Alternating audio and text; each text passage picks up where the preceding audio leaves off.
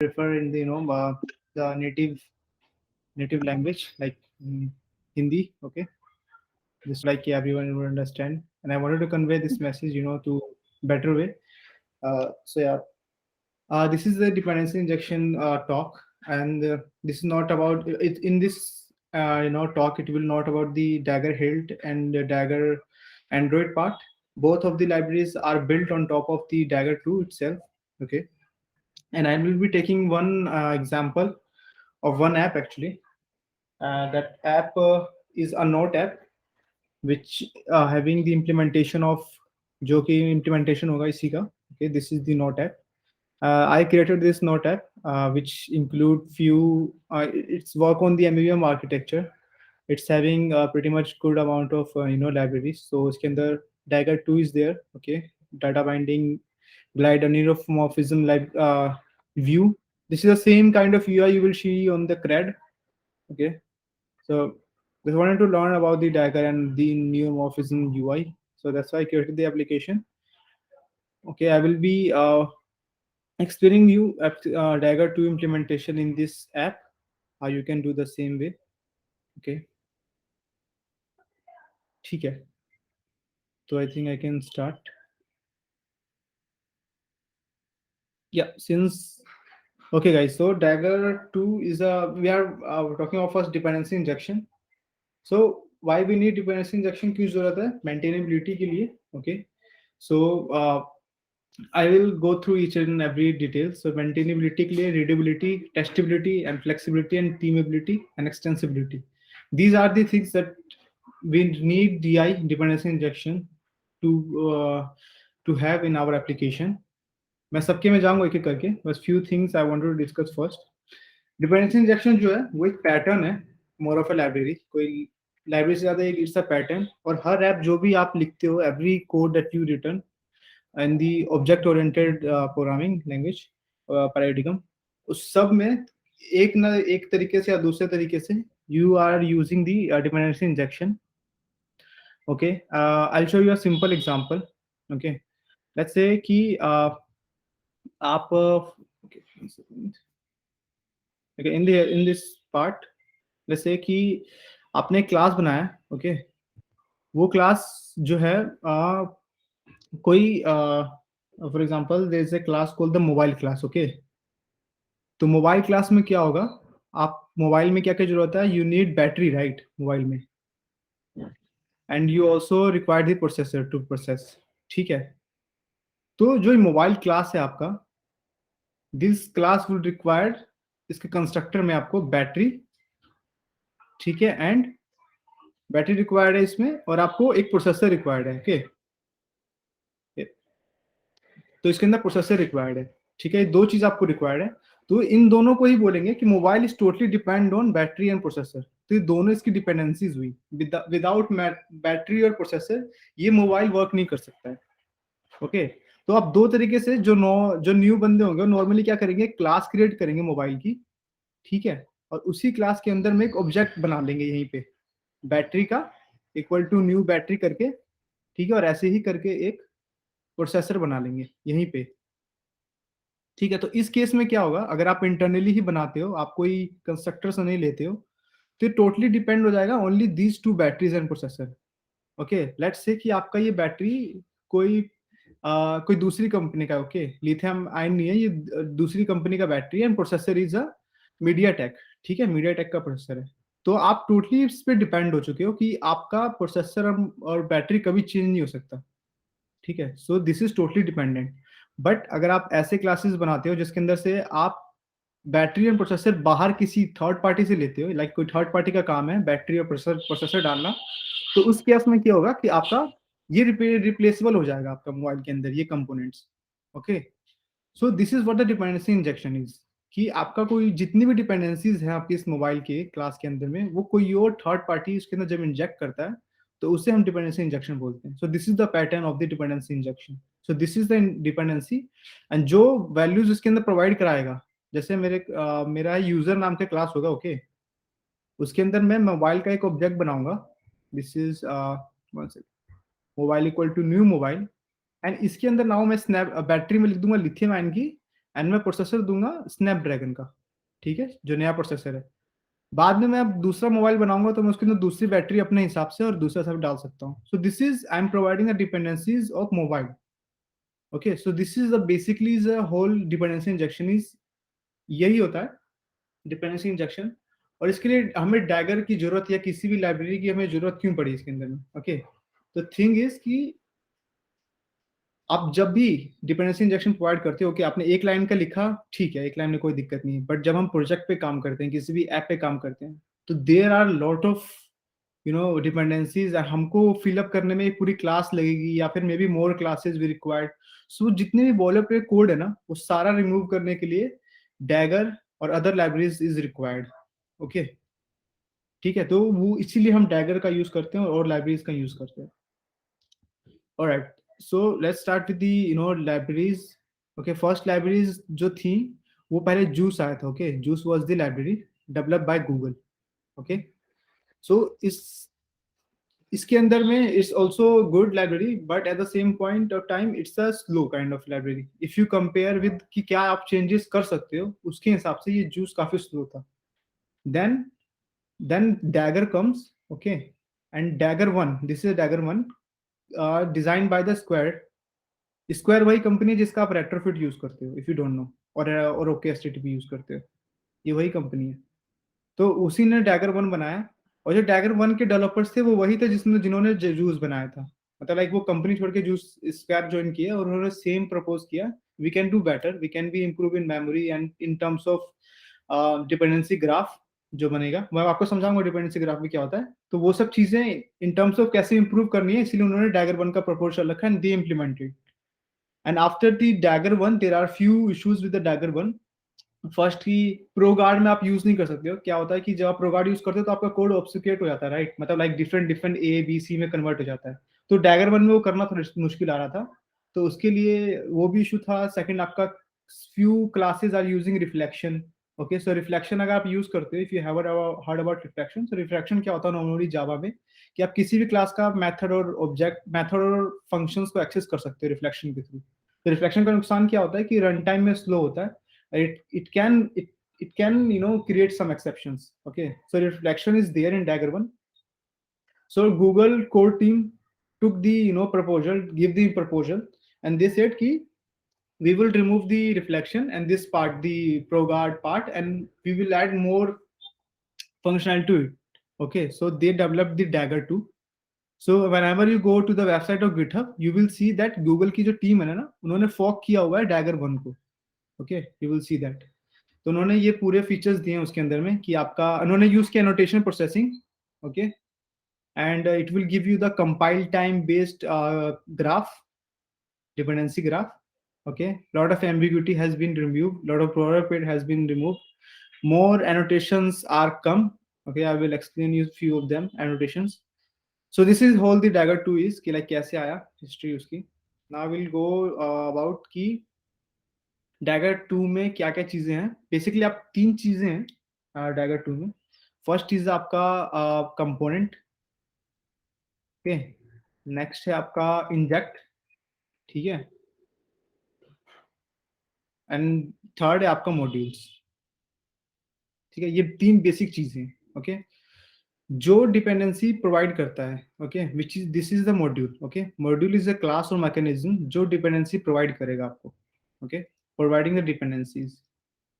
And inject is one which is requesting for dependency. ठीक है, जिसको डिपेंडेंसी की जरूरत होगा ना, वो इसको ये सारे एनोटेशंस हैं। Okay, first of all this all three are annotations. So जिसको भी इंजेक्शन चाहिए, जैसे कि फॉर एग्जांपल ऊपर मैंने एक एग्जांपल बताया था अभी मोबाइल बैटरी का, राइट, तो मोबाइल को डिपेंडेंसी चाहिए बैटरी की और प्रोसेसर की, तो वो इंजेक्ट कॉल करेगा यहाँ पे। ओके, कि I want this dependencies. Okay, and as I told modules are the classes जो डिपेंडेंसी देंगे आपको। ठीक है, and component is a bridge between, it's a bridge, okay, which connect the जो डिपेंडेंसी दे रहा है और जो डिपेंडेंसी ले रहा है, उसका ये ब्रिज है एक तरीके का। ठीक है, वो कंपोनेंट है आपका। ऑलराइट, तो यहाँ तक समझ आया ना guys? Yes. Okay, awesome. So now we talk about कि क्या डैगर कैसे यूज करता है, कैसे क्या है डिपेंडेंसी ग्राफ।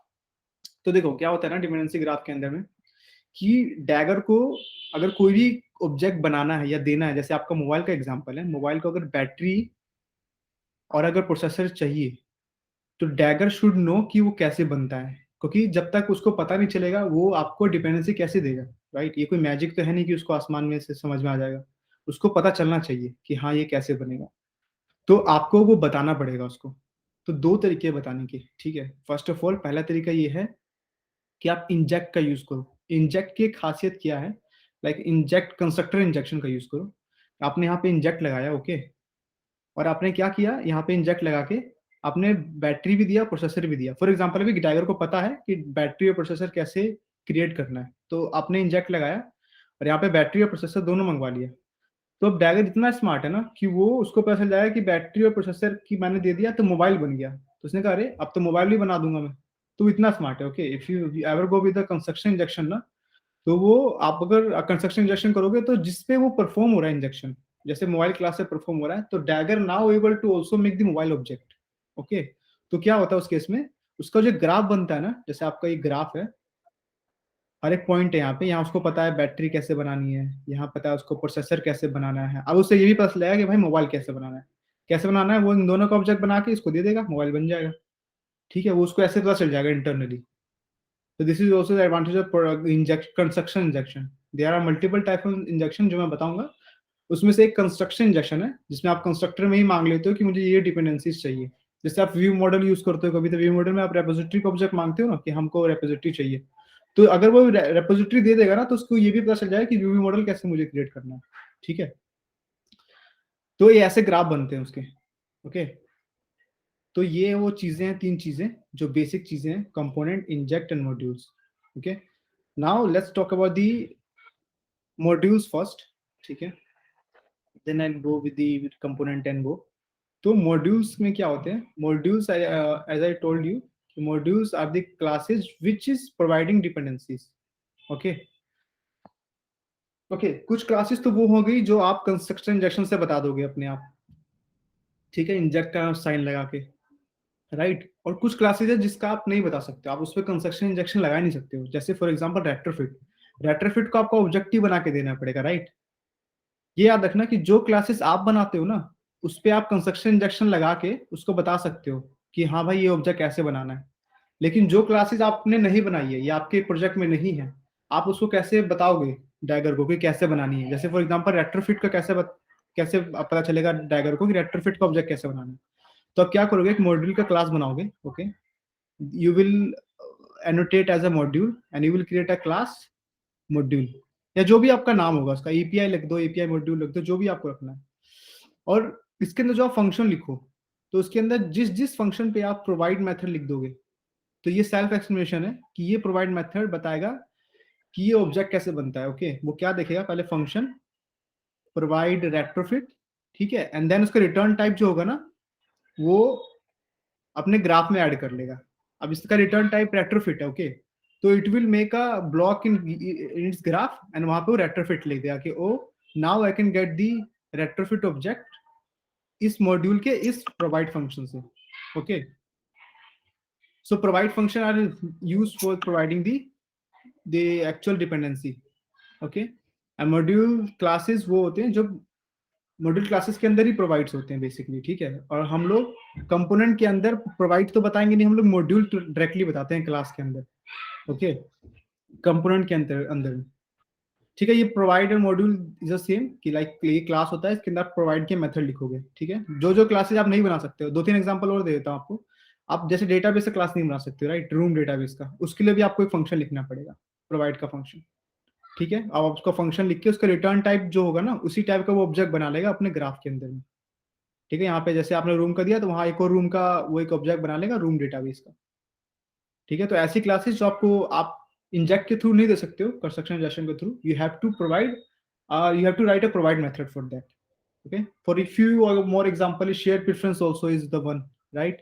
मतलब जो भी थर्ड पार्टी से जो आपको क्लासेस मिल रही है ना, उसके लिए आपको प्रोवाइड बनाना ही पड़ेगा, ठीक है। Okay, this is how the this is what the module and ऐसे ग्राफ में आता है, ठीक है। अब मैं आपको कंपोनेंट समझाता हूँ इसके बाद, ओके, और इसके बाद देन इंजेक्ट पे जाएंगे। ठीक है, तो कंपोनेंट क्या करता है, आप जब भी कंपोनेंट लिखते हो ना, तो component is a interface, okay. यहाँ पे आपने कंपोनेंट का इंडेंटेशन दिया, एक इंटरफेस बनेगा यहाँ पे, ठीक है। और कंपोनेंट का नाम कुछ भी लिख सकते हो आप, लिख दो माई ग्राफ करके, ठीक है। एंड देन उसका एक ऐसे वो बन जाएगा फंक्शन का, ठीक है। अब कंपोनेंट ही है जो ग्राफ बनाता है, ओके, मॉड्यूल ग्राफ नहीं बनाता है। Component is the one who makes the graph, ठीक है। तो आप कैसे उसको बताओगे, इसको उसका तो पता चल जाएगा, जिसको कंस्ट्रक्शन इंजेक्शन दिया उसको तो उसका तो पता चल जाएगा कि हाँ ऐसे ग्राफ में मुझे लेना है। बट अगर आपको ये बताना है उसको कि रेट्रोफिट कैसे बनाना है, तो रेट्रोफिट कहाँ पे, मॉड्यूल क्लास में, राइट। तो you have include the module class to this component. तो का पता करना है तो अपने मॉड्यूल्स में चेक करता हूँ। तो अगर आप बाय डिफॉल्ट कोई मॉड्यूल नहीं दोगे तो इसके पास कोई मॉड्यूल रहेगा ही नहीं, तो वो चेक नहीं कर पाएगा, तो वो बोल देगा कि भाई मेरे पास रेट्रोफिट का कोई ऑब्जेक्ट नहीं है।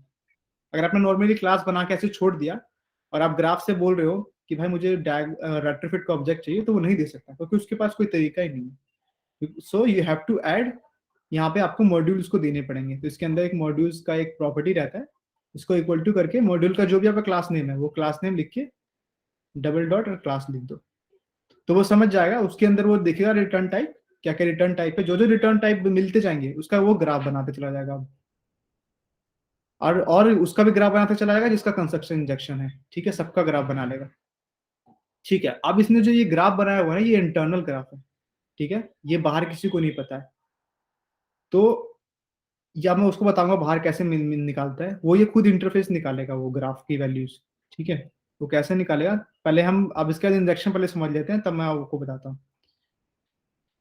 अब इंजेक्शन जो होता है ना, वो तीन तरीके के होते हैं। First of all construction injection, second is injection, okay, and third is a method injection, ठीक है। Construction injection are those injection who जो कि कंस्ट्रक्टर पर लगते हैं, ओके। और याद रखना एक क्लास के अंदर मल्टीपल कंस्ट्रक्टर हो सकते हैं, right. You got the primary, you got the secondary constructor, तो वो ओनली एक ही कंस्ट्रक्टर या सिंगल कंस्ट्रक्टर पे यूज होगा, ओके। कंस्ट्रक्शन इंजेक्शन जैसे मोबाइल का है, तो मोबाइल के आपका एक इंजेक्शन इसी सिंगल उस पे होगा, कंस्ट्रक्टर पे, मल्टीपल पे नहीं होगा। तो इसके अंदर जितने भी पैरामीटर्स आपके होंगे वो सारे एज ए डिपेंडेंसी होंगे, और एक कंपोनेंट उस सबके अंदर में डिपेंडेंसीज फील करेगा अपने ग्राफ से देख देख के। फील्ड इंजेक्शन में क्या होते हैं, जो ये फील्ड इंजेक्शन बेसिकली काफी मोस्टली यूज है सारे एप्लीकेशंस में, क्योंकि हम एंड्रॉइड में काम करते हैं और एंड्रॉइड में हमें पता है एक्टिविटी हम इनिशिएट नहीं करते हैं, सिस्टम इनिशिएट करती है। तो हम एक्टिविटी के अंदर तो कंस्ट्रक्टर इंजेक्शन लगा नहीं सकते, right. So we mostly use the field injection, ठीक है। तो फील्ड इंजेक्शन में क्या है, जो क्लास के अंदर फील्ड्स होती है ना उसको इंजेक्ट करना बेसिकली, ओके। और हाँ, कंस्ट्रक्शन इंजेक्शन के अंदर आप इसको प्राइवेट बना सकते हो, पर फील्ड के अंदर आप प्राइवेट नहीं बना सकते हो और ना आप फाइनल बना सकते हो। You have to make it as a, मैं कोटलिन के पॉइंट ऑफ व्यू से बता रहा हूँ, you have to make it as a latent, late initialisation back, ठीक है, तभी वो कर पाएगा फाइनल। और प्राइवेट को वो एक्सेस नहीं कर सकता है बाहर का क्लास। तो you have to make it as a like default one, as a access modifier, और उसके साथ साथ में आपको लेट इनिट वैर लिखना ही पड़ेगा आपको कि हम बाद में इनिशियलाइज करना है। Okay, last one is a method injection. तो मेथड इंजेक्शन में क्या होता है, जो आपके मेथड्स होते हैं ना उसके अंदर जो पैरामीटर्स होते हैं, आप मेथड्स के ऊपर में इंजेक्शन लिख के, इंजेक्ट लिख के, ठीक है, मेथड का जो भी नाम है वो, और उसके अंदर जो भी पैरामीटर्स है उसको एज अ डिपेंडेंसी ट्रीट करेगा और उसकी डिपेंडेंसी फुलफिल करेगा डायगर, ठीक है। तो ये तीन तरीके के इंजेक्शन हो गए हमारे। और हाँ, किस ऑर्डर में कॉल होता है, पहला फुलफिल करेगा डायगर कंस्ट्रक्टर का इंजेक्शन, ओके, देन फील्ड का करेगा फुलफिल, जितने भी इंजेक्शन फील्ड्स के होंगे, एंड देन वो मेथड का करेगा। सो ये तरीके हैं, मतलब कि जिस ऑर्डर से डायगर इंजेक्ट करता है अपने किसी भी क्लास और फील्ड और मेथड की डिपेंडेंसीज को, okay. Alright, so now now dagger कैसे आपकी क्लास और ऑब्जेक्ट में कैसे करेगा।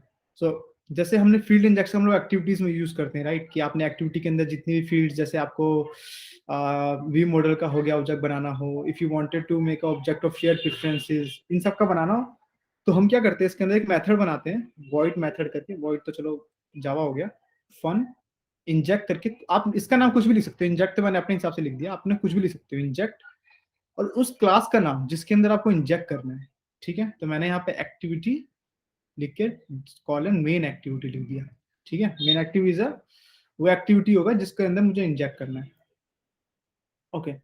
इफ यू डू दिस, तब अब आप अगर आपने ये कर दिया तो अब आपका क्या होगा, अगर आप कंपाइल करोगे अपने उसको होल प्रोजेक्ट को, तो जिस नाम से आपने माई ग्राफ के नाम से इसका कंपोनेंट का नाम बनाया था ना, तो अब उसका नाम चेंज होके उसका इम्प्लीमेंटेशन नेम जो होगा, ये तो इंटरफेस है राइट, तो जो उसका इम्प्लीमेंटेशन क्लास होगा उसका नेम सुफिक्स होगा उसका प्रीफिक्स, आई थिंक राइट, पहला वर्ड को प्रीफिक्स होगा उसका डैगर, एंड देन जो आपके इंटरफेस का नाम होगा माई ग्राफ, वो माई ग्राफ करके क्लास बनेगी, ठीक है। और उस क्लास के अंदर में ये एक फंक्शन बनेगा इंजेक्ट करके, ठीक है। तो आपको कैसे यूज करना है इसको, लाइक आप कैसे इंजेक्ट कर सकते हो, ये आपने यहाँ पे ये फंक्शन बना दिया, ठीक है, तो आप इसको इंजेक्ट कैसे करोगे, तो आपको क्या करना पड़ेगा, इस डैगर कंपोनेंट का एक ऑब्जेक्ट बनाना पड़ेगा, एंड ये जो मेन एक्टिविटी है ना, इसका इंस्टेंस देना पड़ेगा इंजेक्ट को, ठीक है। तो आप देखते होगे नॉर्मली क्या होता है, हम एप्लीकेशन क्लास में करते हैं, डैगर कंपोनेंट बना के डॉट क्रिएट करते हैं, ठीक है। और भी तरीके होते हैं, बिल्डर पैटर्न होता है वैसे, मैं बताऊंगा आगे, बट पहले क्रिएट करेंगे नॉर्मली, क्योंकि यहाँ पे कोई डिपेंडेंसी नहीं है, तो डॉट करके हमें इसका ऑब्जेक्ट मिल जाएगा क्रिएट करने के बाद, डॉट पहले इसका ऑब्जेक्ट ले लेंगे हम लोग एप्लीकेशन क्लास में, ठीक है, डी आई करके, एंड मेन एक्टिविटी में क्या करेंगे, मोस्टली ऑन क्रिएट पे करना ज्यादा बेनिफिट होगा आपको। तो ऑन क्रिएट पे क्या करेगा, आप ये जिसको लेना डी आई को यहाँ पे एप्लीकेशन क्लास से डॉट इंजेक्ट दिस, ठीक है।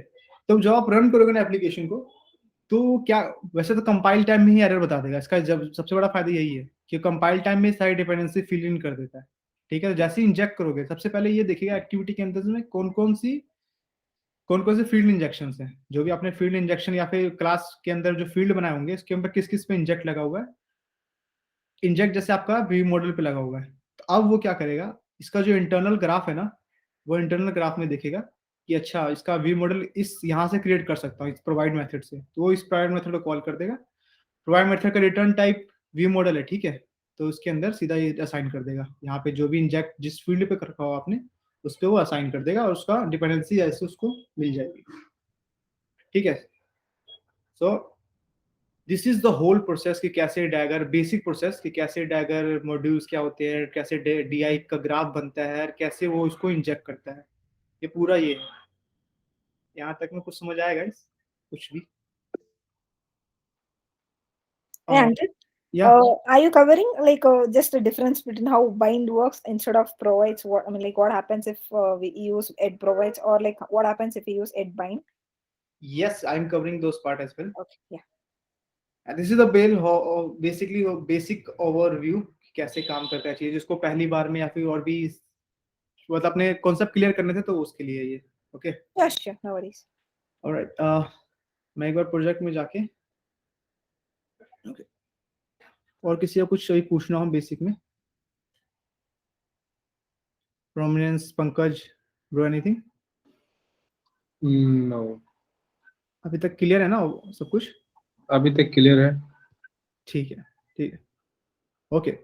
So this is the project, okay. The project में जो आपको स्टार्टिंग में बताया, जो एक नोट्स एप्लीकेशन था, वो नोट्स एप्लीकेशन ये है, ओके। मैं इसका एक बार लिंक भी दे देता हूँ, ठीक है, ठीक है। इस एप्लीकेशन के अंदर में प्रॉमिस जो नए नए बंदे मिस कर दिया हूँ, तो इस एप्लीकेशन में हमने डैगर इम्प्लीमेंटेशन किया है। ये एक सिंपल नोट्स ऐप है जिसके अंदर आप नोट्स को राइट कर सकते हो, नया नोट्स बना सकते हो, और उसके लिस्ट होंगे उसके बाद आपके पास। सिंपल एप्लीकेशन है, टू फ्रैगमेंट्स का, ठीक है।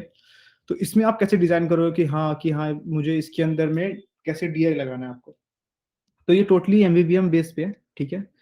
तो इसका आप नॉर्मली पैटर्न सबका एमवीवीएम का यही होता है कि मैं एक बार शुरू से खोल देता हूँ यहाँ पे, कि आपका एडिट वाला टास्क वाला अलग होगा, जहाँ पे आपका टास्क एडिट कर सकते हो, ये वो पैकेज है जिसके अंदर आपका टास्क हो सकता है, ठीक है।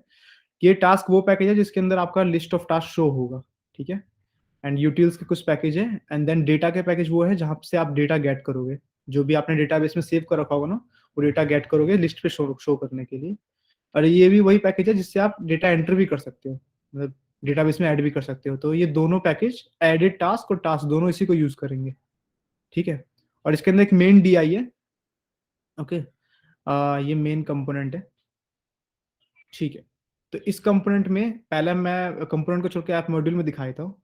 तो ये ऐप मॉड्यूल्स में वो फंक्शंस हैं लिखे हुए जो मैं खुद से नहीं बना सकता हूँ, मुझे इसी से लेना पड़ेगा, ओके।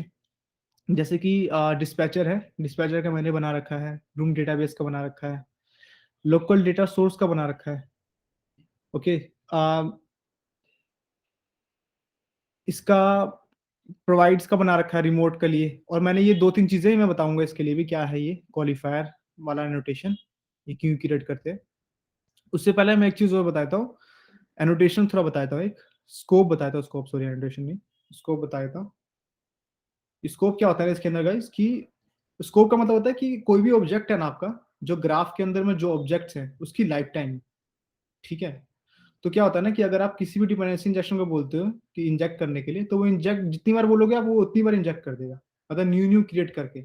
बट अगर आप चाहते हो कि same instance multiple times use हो, फॉर एग्जाम्पल अपना आपका एक फर्स्ट फ्रेगमेंट है, आपने वहां इंजेक्शन किया, ठीक है, तो क्या करेगा, नया क्रिएट करके फिर नया इंजेक्ट कर देगा। सेकंड वाले फ्रेगमेंट में आपने सेम ऑब्जेक्ट आपको चाहिए, तो क्या करेगा, दोबारा से नया क्रिएट कर देगा उसी ऑब्जेक्ट का।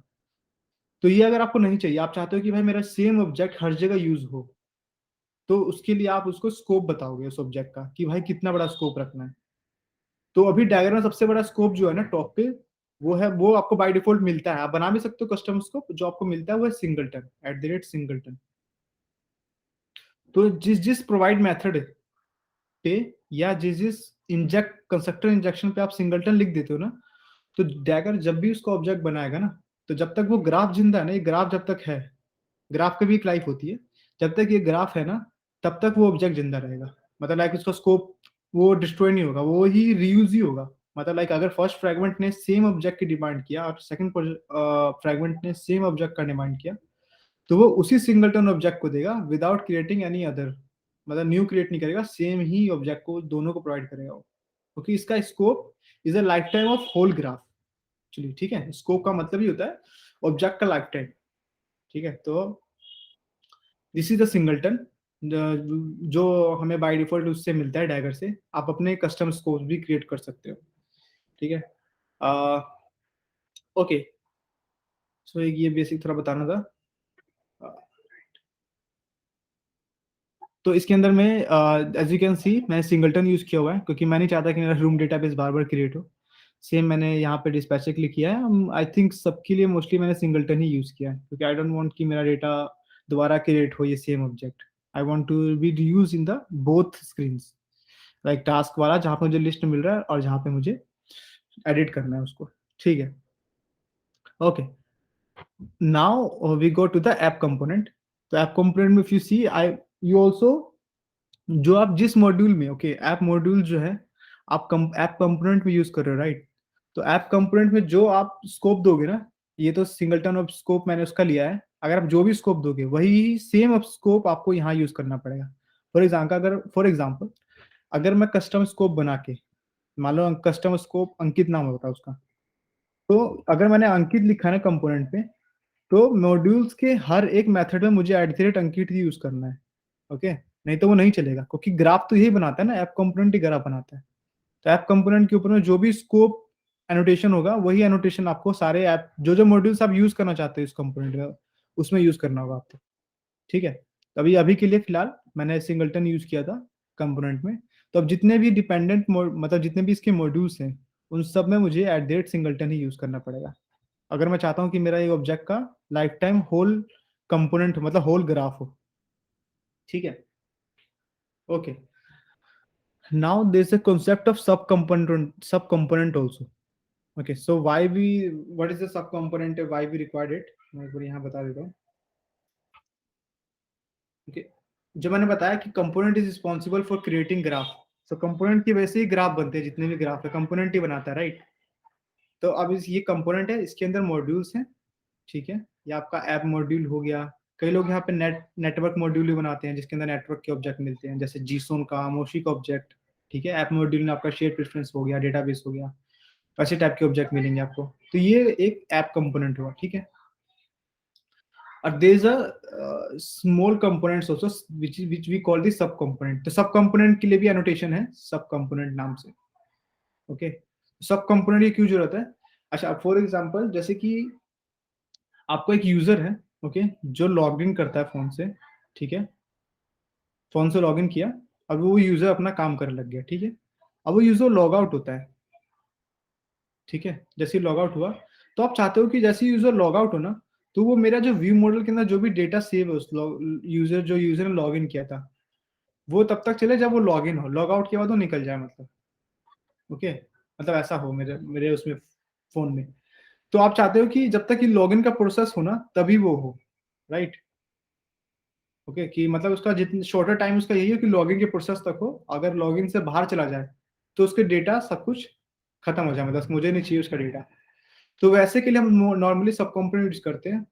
तो सब कंपोनेंट का जो लाइफ होता है वो भी छोटा ही होता है. ओके, ठीक है, इसका जो ग्राफ का लाइफ होता है ना, ग्राफ मतलब इसके अंदर जो जो ऑब्जेक्ट होंगे, मतलब इसके मॉड्यूल्स के अंदर में, उनका लाइफ टाइम जब तक होगा जब तक ये उस फ्रेगमेंट से अटैच है या उस एक्टिविटी से अटैच है.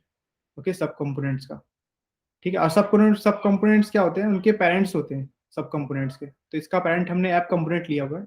तो इससे फायदा क्या होगा कि अगर सब कंपोनेंट को वो ऑब्जेक्ट चाहिए जो इसके मॉड्यूल्स में नहीं है, तो वो अपने पेरेंट से ले सकता है वो, ठीक है. वो अपने, जैसे मान लो इसको रेट्रोफिट का ऑब्जेक्ट चाहिए, तो इसको दोबारा मॉड्यूल इंक्लूड करने की जरूरत नहीं है. ये अपने पेरेंट, इसका पेरेंट इसको दे देगा.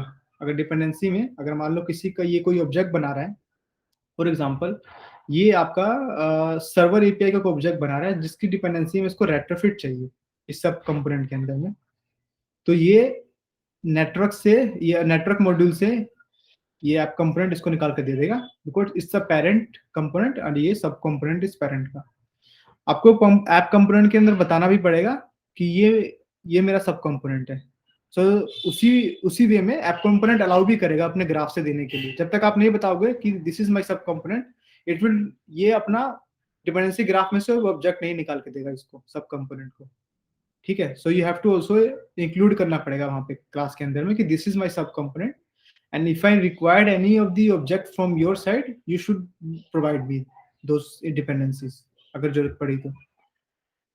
अच्छा, कई बार एक दो चीजें बताता हूँ. कई बार ऐसा भी होता है कि आपका जो ये मॉड्यूल है ना, ये रहा मॉड्यूल, ऐप मॉड्यूल, देखो आपका ये जो है टू डू ऐप आपका, तो यहाँ आपस में भी दे देते हैं एक दूसरे को डिपेंडेंसीज. जैसे इसके अंदर डिपेंडेंसीज की डेटाबेस की है और डिस्पैचर की है ना, तो ये अब बाहर से थोड़ा ना आएगा, इसके पास खुद ही अंदर ही वो ग्राफ में बने हुए हैं डेटाबेस और ये डिस्पैचर के ऑब्जेक्ट, तो ये इंटरनली भी डिपेंडेंसी अपने आप को दे देते हैं, प्रोवाइड कर देते हैं, ठीक है. तो ऐसा भी होता है, ऐसे मत कंफ्यूज हो कि इसके लिए कहाँ से आएगा कहाँ से नहीं आएगा. इंटरनली ये लोग देख के जो इसका रिटर्न टाइप है, जैसे इसका return type two do dispatcher है और इसका कोरूटीन डिस्पैचर का ये वाला है.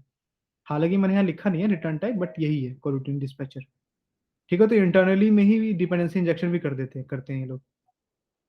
ओके, सो अभी ये हमारा हमारा मेन ऐप कंपोनेंट है.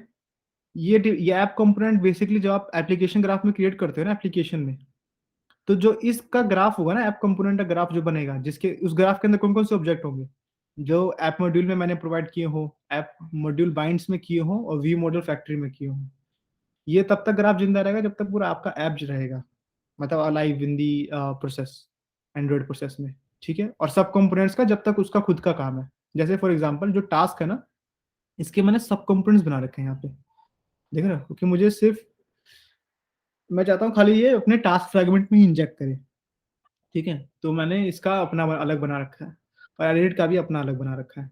तो मैं चाहता हूँ उसके बाद जैसे ही टास्क कंपोनेंट या ये इस फ्रेगमेंट से यूजर जैसे ही बाहर आए, इसका ग्राफ खत्म कर दो, मुझे जरूरत नहीं है इसे ग्राफ की. Okay okay, now I am talking about the next one which is the binds part, ठीक है. तो बाइंड्स हम लोग क्यों यूज करते हैं, तो नॉर्मली क्या होता है ना, जो भी प्रोवाइड्स मेथड होते हैं इनके फैक्ट्री मेथड बनते हैं, ठीक है. क्या होता है ना कि आप इंटरनल अगर आप देखोगे, डैगर का जो इम्प्लीमेंटेशन है वो क्या करता है, जितने भी आपने प्रोवाइड्स एट प्रोवाइड्स मेथड लिखे है ना, उसका एक फैक्ट्री क्लास बनाता है. Factory is a design pattern, ठीक है, जिसके थ्रू आप किसी भी ऑब्जेक्ट को क्रिएट करते हो. क्रिएशनल डिजाइन पैटर्न भी कहते हैं कई लोग उसको इंडस्ट्री में, क्रिएशनल डिजाइन पैटर्न. इसके थ्रू आप क्या कर सकते हो, किसी भी ऑब्जेक्ट को आप क्रिएट कर सकते हो. ओके तो वो फैक्ट्री यूज करता है। तो फैक्ट्री में क्या होता है कि इसका एक इंटरफेस है factory, then it create a class, ठीक है, एंड देन वो फैक्ट्री को इम्प्लीमेंट करता है, ठीक है। एंड फैक्ट्री के अंदर इंटरफेस के अंदर एक मेथड होता है गेट का, वो क्लास क्या करता है, इस गेट को ओवरराइड करता है एंड रिटर्न करता है वैल्यू को। तो ये ज्यादा ओवर हेडेक हो जाता है, ठीक है। बट आप चाहते हो, अगर आपको पता है कि भाई मेरा जो मैं भेजूंगा ना पैरामीटर में, वही उसका रिटर्न टाइप होगा, ठीक है। इफ यू नो दैट कि आपका जो पैरामीटर का डिपेंडेंसी है वही उसका रिटर्न टाइप है, तो आप डायरेक्टली क्या कर सकते हो, बाइंड्स बना सकते हो। बाइंड एक एब्स्ट्रैक्ट फंक्शन होता है, वो बना करके आप नॉर्मली ऐसा लिख सकते हो वन लाइन कोड।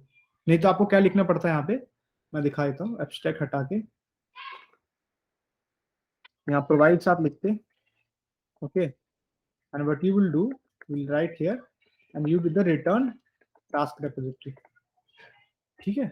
अगर आप प्रोवाइड्स लिखते, तो इसमें क्या होता, प्रोवाइड से करता इंटरनल में एक क्लास बनाता इसका रिपोजिटरी का, एंड वो वही फैक्ट्री को वो इम्प्लीमेंट करता, तो ये बहुत ओवरहेड हो जाता है। अगर आप बाइंड लिख दोगे ना, तो सिंपल एक फंक्शन बनाएगा रिटर्न का बस, मतलब बॉयलर प्लेट कोड कम बनेगा। बाइंड्स का ये फायदा होता है, एट बाइंड्स का, ठीक है।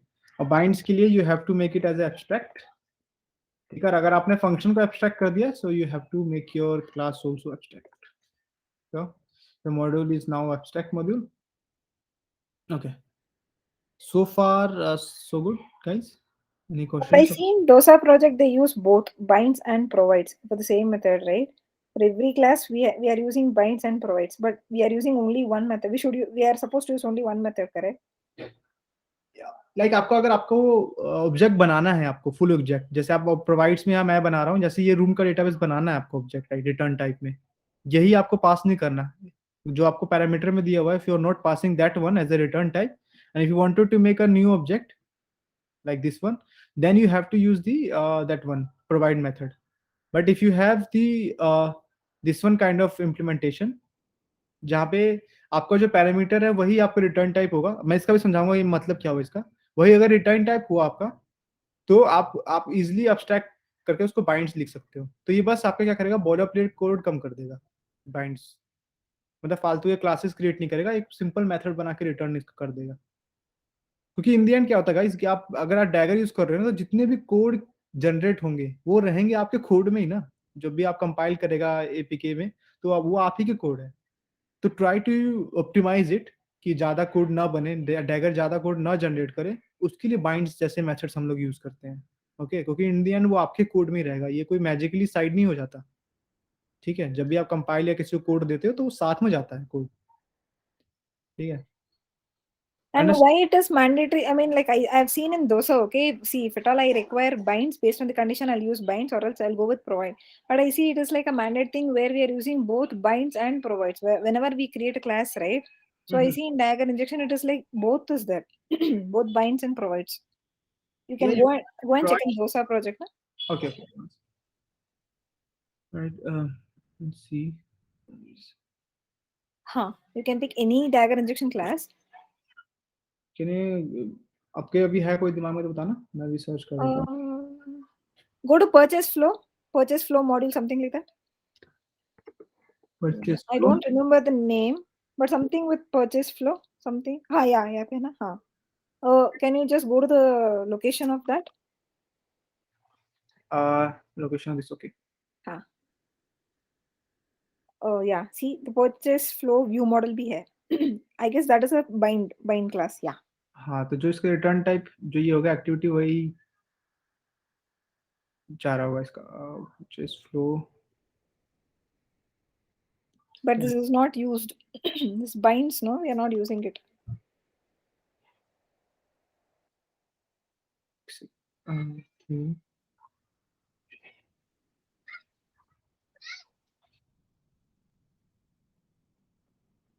ओके, सो ये क्या है गाइस, कि यहाँ पे जो एक्टिविटी है ना, यही इसका रिटर्न टाइप है। तो बाइंड्स में कभी दिखाता नहीं आपका यूज हो रहा है, बट वो आपको यूज हो रहा है। जैसे फॉर एग्जांपल, मैं अपने एप्लीकेशन में भी आपको दिखा देता हूँ। Is my app has gone, it should open right.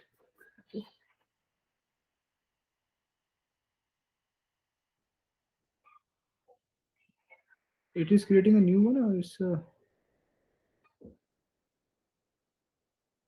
Okay, so इस केस में क्या है, आपको दिखाएगा नहीं यहाँ पर कि यूज रीयूज हो रहा है। Okay, got it. लाइक आप अभी बाइंड्स यूज करोगे ना तो आपको कभी नहीं दिखाएगा। लाइक एंड्रॉइड स्टूडियो आईडी पहचान नहीं पाता उसको कि उसका यूज, पर इसका यूज हो रहा होता है। वो कैसे यूज होता है बताता हूँ आपको। ये जो आपका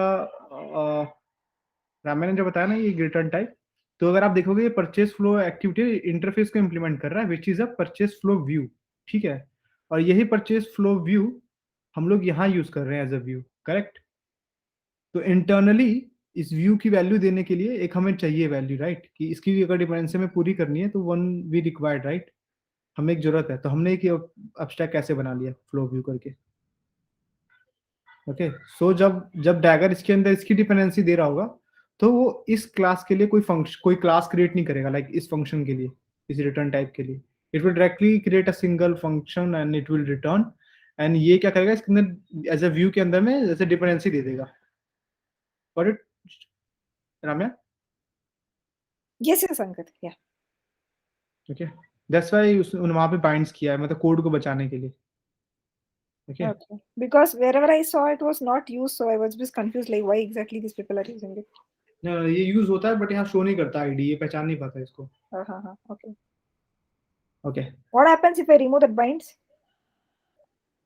बाइंड्स, हाँ. So it will not longer provide any dependency ना, पता No, कैसे this, the whole class. Yeah. If This at all the whole new model is only not there. हाँ, तो लाइक वो पता नहीं चलेगा कि आपको आप प्रोवाइड करना चाहते हो टू ग्राफ को। आपने ग्राफ में ऐड नहीं किया इसको, अब मतलब But ये I can tell in provides, right? I can yeah, give you the can same add thing. the provides if you wanted to do. What you can do, you can go ahead and write here provides, and then what you can do is go and return your activity. This will also work. You can go ahead and try it. तो इस case में क्या होगा, internal अगर आप वो dagger का जो कंपाइल्ड कोड होता है ना, अगर आप उसको देखोगे तो इसके लिए एक स्पेसिफिकली क्लास बना देगा वो फालतू का, और उसके लिए वो उसमें फैक्ट्री को इंजेक्ट वो इम्प्लीमेंट करेगा एंड देन वहां से एक मेथड बनाएगा गेट का, एंड देन वो गेट इसको कॉल कर देगा, मतलब वैल्यू गेट कर लेगा। वो ओवरहेड, मतलब वो दोबारा उतना बड़ा कोड लिखने की जरूरत ही नहीं है इस छोटे चीज के लिए। तो वो रिड्यूस करने के लिए हम लोग बाइंड्स लिखते हैं। आप ट्राई करना है, कोई इशू नहीं आएगा इसमें भी।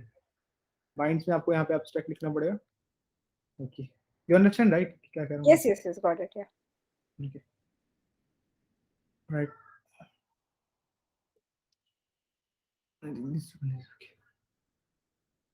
ओके। सो सिंस ये टास्क रिपोजिटरी इज इंटरफेस, और एज यू नो कि दिस क्लास, जो भी क्लास इसको इंटरफेस को रिटर्न कर रहा होगा तो हम उसका ऑब्जेक्ट भी डाल सकते हैं, राइट। तो इसीलिए हमने यहाँ पे डाल रखा है इसका रिटर्न टाइप। ओके, अगर आप लोग नहीं जानते हो व्यू मॉडल का थोड़ा सा दिक्कत है एंड्रॉइड डैगर 2 के साथ में, कि आपको if you are providing a simple, आप अगर आप वो वैल्यू दे रहे हो, like if you are providing constructor के अंदर कुछ प्रोवाइड कर रहे हो व्यू मॉडल के अंदर में, तो आप सिंपली किसी क्लास की तरह ट्रीट नहीं कर सकते हो आप इसको व्यू मॉडल को। Okay, you have to create a factory for it. Factory is the one who is responsible for creating a view model. तो जैसे फॉर एग्जांपल आप अगर इस UI, this is UI right, task list binding, और this is UI यहाँ पे है, ठीक है। तो देखो व्यू मॉडल कैसे क्रिएट होगा। व्यू मॉडल के लिए हमें we have to provide the factory also, right.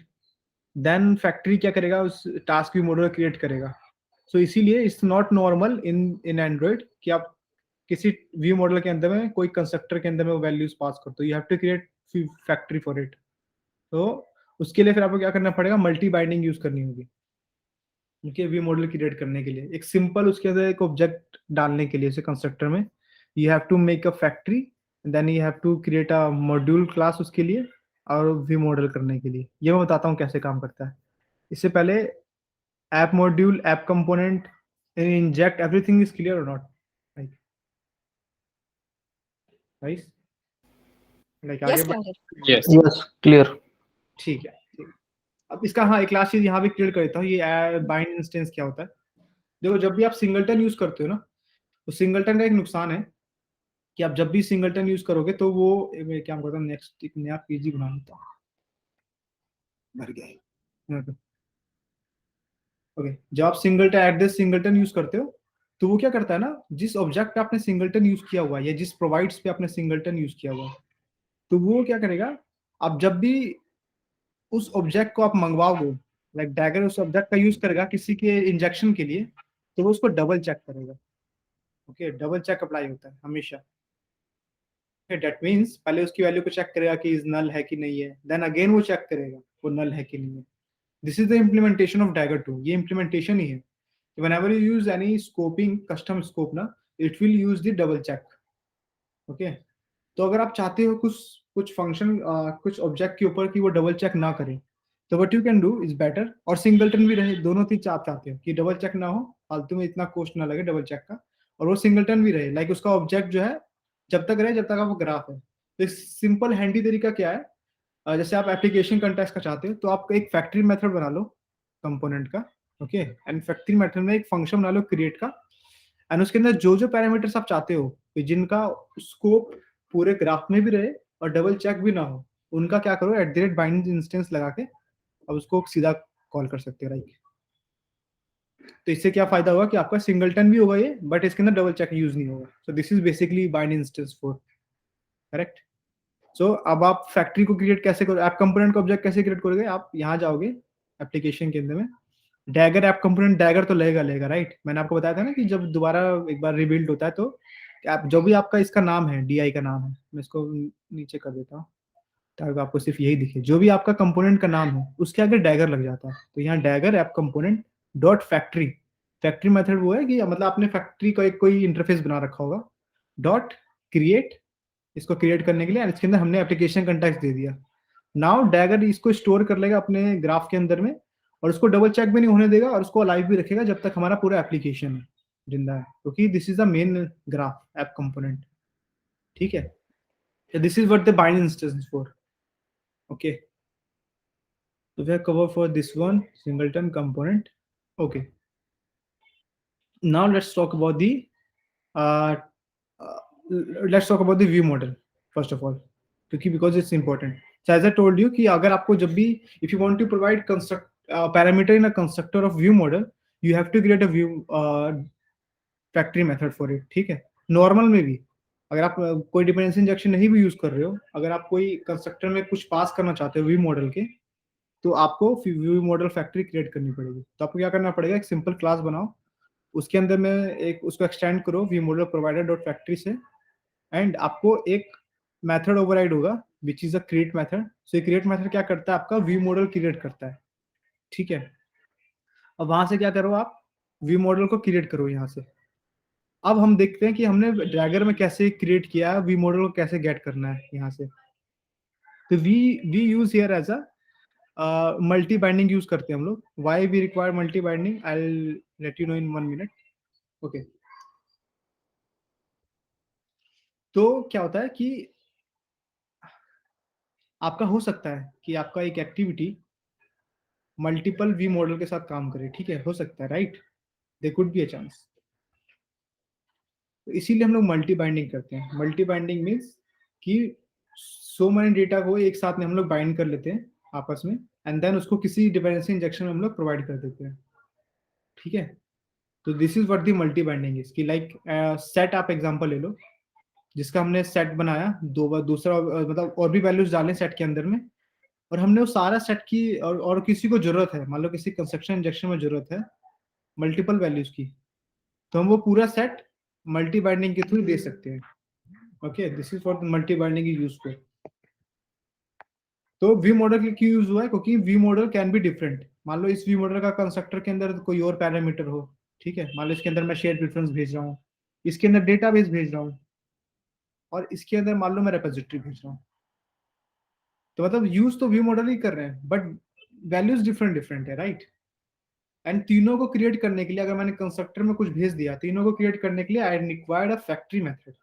ठीक है, मुझे फैक्ट्री मेथड की जरूरत है। ओके, तो उसके आप कैसे, तो हमने फैक्ट्री मेथड यहाँ बना लिया है। मैं फैक्ट्री मेथड की डिटेल्स में जाऊंगा, ये जो क्लास का डिटेल्स है ना इसमें अभी जाऊंगा।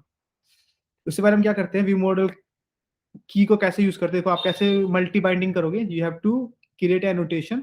ठीक है, एनोटेशन लिखोगे पहले, and then class, and then किस टाइप का एनोटेशन क्रिएट करना चाहते हो, व्यू मॉडल की। ओके, या हमने मैप की आपको लिखना पड़ेगा if you do the multi binding. Okay, and now this is the class, this is the Kotlin class. के क्लास मीन्स कॉटलिन क्लास. ये हम वो क्लास को स्टोर करेंगे जिसका मतलब ये वो व्यू मॉडल को एक्चुअली स्टोर करने के लिए है. ठीक है, ये जो मल्टी बाइंडिंग है ये सिर्फ व्यू मॉडल स्टोर करेगा. तो कैसे यूज करेंगे हम लोग जाएंगे यहाँ पे, जैसे फॉर एग्जांपल यहाँ पे टास्क व्यू मॉडल है. ठीक है, और हमने यहाँ पे इंजेक्ट भी कर रखा है because we want repository to be injected, right. So that's why we have injected. Normally ये किया. अब इसकी बाइंडिंग में देखो हमने कैसे यूज किया हुआ है. We have create a module class, we write the binds because हम वही चाह रहे हैं कि ये जो ऑब्जेक्ट हो यही रिटर्न हो जाए इनटू मैप. ओके, जो हमारा व्यू मॉडल ना, व्यू मॉडल की अभी जो हमने क्लास बनाया है उसका एक की है. ठीक है, और उसकी वैल्यू हम लोग की उसका वही व्यू मॉडल है. वैल्यू उसकी क्लास नेम है कि कौन सा क्लास को हम लोग इनिशिएट करना चाहते हैं. इसका क्लास नेम है शेयर्ड प्रेफरेंस व्यू मॉडल, इसका है database view model. View model का नाम बता रहा हूँ. और ये है आपका नेटवर्क व्यू मॉडल. ठीक है, रेपोजिटरी व्यू मॉडल कह दो. तो यहाँ पे उस क्लास का आपको नाम डालना पड़ेगा. ठीक है, तो इसीलिए हमने इनटू मैप लिखा है वहां पे, यहाँ पे into map. And view model की के अंदर में आपको लिखना पड़ेगा मल्टी बाइंडिंग के अंदर व्यू मॉडल की में किस क्लास को आप लोग इसके अंदर डालोगे. वो क्लास हमें लिख दिया, हम डालना चाहते हैं टास्क व्यू मॉडल के अंदर. ठीक है, व्यू हमारा मल्टी बाइंडिंग में चला गया वैल्यू. अब ये काम कैसे करेगा, अब देखो जैसे मैंने बताया था मैंने व्यू मॉडल फैक्ट्री यहाँ बना रखी है. अब ये क्या करेगा, सारे व्यू मॉडल की को इकट्ठा करके व्यू मॉडल फैक्ट्री को दे देगा. ठीक है, व्यू मॉडल फैक्ट्री को दे देगा कंस्ट्रक्टर के अंदर में. ठीक है, कंस्ट्रक्टर के अंदर में you can see there is a creator method, like creator variable. ये थोड़ा सा मुश्किल है समझने में बट ध्यान से समझो, समझ में आ जाएगा. पहले मल्टी बाइंडिंग किया, मतलब सारे व्यू मॉडल इकट्ठा किया बाइंडिंग के अंदर में. ठीक है, मैप के अंदर में मैप का वैल्यू की जो है आप कोई भी स्ट्रिंग समझ लो. ठीक है, ये की है और इसका प्रोवाइडर वो कोटलिन क्लास है जिसका आप इंस्टेंशिएशन करना चाहते हो व्यू मॉडल का. तो देखो क्रिएटर के अंदर हमने मतलब एक मैप जो भेजा है ना वो यही मैप है, ये मल्टी बाइंडिंग का ही जा रहा है मैप, विच इज एक क्लास व्यू मॉडल का. एंड प्रोवाइडर क्या करेगा, प्रोवाइडर से आप डॉट गेट करोगे ना तो आपको वो मिल जाएगा, वो व्यू मॉडल क्लास मिल जाएगा. ठीक है, तो वो एक फंक्शन के अंदर में आएगा अपने आप और क्रिएट मेथड क्रिएट करेगा. क्रिएटर डॉट गेट करोगे तो gets and model class if you provide you will get the provider. ये प्रोवाइडर आपको मिल जाएगा यहाँ पे. Okay, and you will check कि ये प्रोवाइडर जो है वो नल तो नहीं है. अगर नल है, डेफिनेटली स्टार्टिंग में तो नल होगा ही होगा, तो क्या करेगा वो क्रिएटर से ही की वैल्यू पेयर देखेगा और वो जो मॉडल क्लास है ना ये चेक करेगा की से. अगर की और वैल्यू सेम है तो वो क्रिएटर कर देगा, नॉर्मल क्रिएट कर देगा उसको. ऐसे मतलब ऐसे व्यू मॉडल फैक्ट्री थोड़ा समझने में मुश्किल है. सिंपल भाषा में ये है कि व्यू मॉडल के अंदर जाएगा. ठीक है, इसका इक्वल टू न्यू क्रिएट करेगा और उसके अंदर टास्क रिपोजिटरी डाल देगा. ये तो ऐसा करता ही करता है बट आपको इसको पास कराना पड़ेगा व्यू मॉडल फैक्ट्री के अंदर में, इसीलिए ये पूरा सब कुछ किया हुआ है. लाइक दिस वैल्यू इज, यहाँ पे क्या है ना कि इसके अंदर इंटरनल में व्यू मॉडल और इसके अंदर जो भी रेपोजिटरी है या जो भी चीज है, ये रेपोजिटरी तो इसको वहां डिपेंडेंसी ग्राफ दे देगा, राइट. मतलब ये जो टास्क व्यू मॉडल है we can give the task repository, correct, because हमने ऐप मॉड्यूल में आप if you see we have the task repository here, not this one, one second, task repository, this one, like this if you see we have the task repository, right. अब हमने create कर रखा है method को तो हम view model को तो प्रोवाइड कर देंगे उसको आराम से, है ना. ये इंजेक्शन को किसने लगा रखा है, कंस्ट्रक्शन इंजेक्शन में, तो ये तो हमने प्रोवाइड कर देंगे. लेकिन फैक्ट्री के अंदर आपको देना पड़ेगा वैल्यू. जो फैक्ट्री है ना, लेकिन इसके अंदर ऐसे ही काम करेगा. व्यू मॉडल रेपोजिटरी ये है, मतलब क्रिएट तो हम ऐसे ही करते हैं लेकिन आपको व्यू मॉडल केस में थोड़ा कॉम्प्लिकेटेड है. आपको व्यू मॉडल फैक्ट्री बना के इंडियन ऐसे ही भेजना है मतलब वैल्यू को. तो this is view model factory injection in dagger 2. Like hilt में तो बहुत ईजी है, हिल्ट में तो कुछ नहीं करना, खाली आपको इसके अंदर जाके @व्यू मॉडल कुछ लिख देना, यहाँ पे सीधा नॉर्मल है लाइक करके, और आपको कोई फैक्ट्री मेथड लिखने की जरूरत नहीं है. ओके, बट इसमें थोड़ा कॉम्प्लिकेटेड है. तो ओवरऑल मतलब लाइक सारे डिपेंडेंसीज हैं. ठीक है, हाँ मेन अब मुझे सेकंड बताना था सब कंपोनेंट के बारे में. तो टास्क जो जहाँ पे हम लोग शो कर रहे हैं टास्क को ना, उसका ही सब कंपोनेंट बना हुआ है और ये only will be there only for the task fragment के टाइम पे ही जिंदा रहेगा, लाइक जब तक इसको इंजेक्ट कर देगा, एंड जब तक task fragment is alive in the process, this sub component graph, ये छोटा सा ग्राफ बनेगा ना इसका, it will be there, okay. And after if you move to another fragment, और हम लोग बाहर आ गए टास्क कंपोनेंट के, then this small sub component graph will get destroy.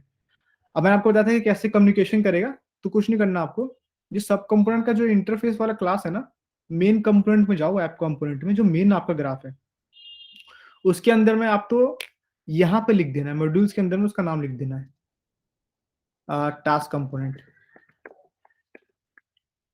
ठीक है, यहाँ नाम लिख देना है। सिंस सब कंपोनेंट के अंदर मैंने पहले ही लिखे हुए हैं, मैंने क्या दिमाग लगाया यहाँ पे, टास्क कंपोनेंट का भी नाम लिख दिया, मतलब लाइक मॉड्यूल्स के अंदर भी आप सब कंपोनेंट लिख सकते हो।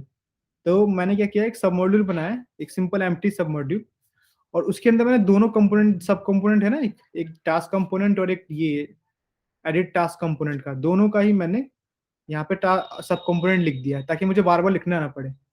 मतलब एक तरीका ये भी हो सकता है कि मैं दोनों को अलग अलग करके लिखूं, मतलब यहाँ पे बार बार ऐसा कर सकता हूँ मैं, ओके। और उसकी वजह से मुझे इसकी जरूरत नहीं पड़ेगी,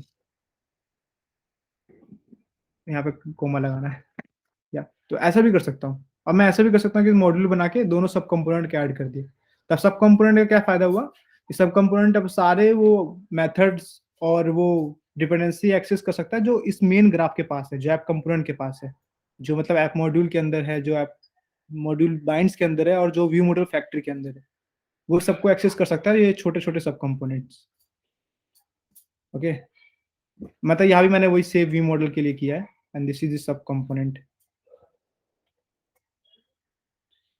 and one last thing is कि आप एक चीज में कैसे डिफरेंशिएट करोगे, वो क्वालिफायर क्या होते हैं, ओके। ओके, क्वालिफायर मैं क्लास इसके अंदर बता देता हूँ कि qualifier annotation when we use, there is one annotation which is a qualifier at the rate qualifier annotation. इसका क्या काम होता है, okay look, you have one interface which is a data source interface, ठीक है, जिसके अंदर आपके फंक्शंस हैं रिलेटेड टू यूजर को जो डेटा चाहिए, मतलब गेट यूजर्स करके डेटा हो, फन लिस्ट ऑफ यूजर्स, आपको जो डेटा आपको व्यू मॉडल को प्रोवाइड करने हैं, ओके, वो डेटा आप, वो फंक्शंस आपने डेटा सोर्स के अंदर लिख लिया है, और आप क्या कर रहे हो, यही सेम डेटा सोर्स आपने दो जगह इंप्लीमेंट किए हैं। ये जो इंटरफेस है, this is the interface, okay, this is not a class, this is interface.